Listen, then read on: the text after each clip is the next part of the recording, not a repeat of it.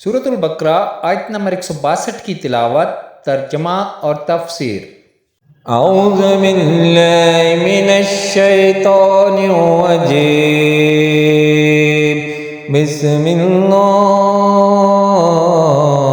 الرحمن الرحیم، خالدین فیہا لا یخفف عنہم العذاب ولا هم ینظرون۔ وہ ہمیشہ اس میں رہیں گے، ان پر سے عذاب ہلکا نہ کیا جائے گا اور نہ انہیں مہلت دی جائے گی۔ سورۃ البقرہ آیت نمبر 162 کی تفسیر۔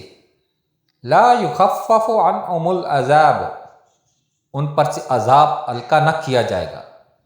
کفار کو کبھی عذاب سے چھٹکارا نہ ملے گا اور نہ انہیں نیک اعمال کی یا توبہ کی مہلت دی جائے گی۔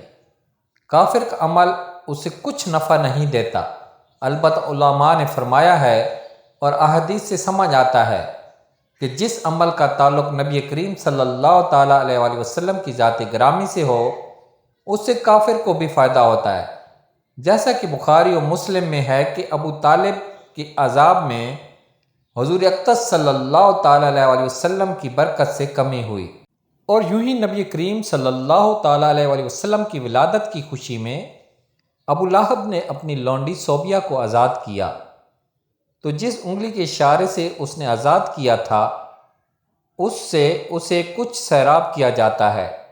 یہی کلام علامہ عینی رحمۃ اللہ تعالیٰ علیہ نے ابو لہب والی حدیث کے تحت عمدۃ القاری جلد نمبر 14 صفحہ 45 پر فرمایا ہے۔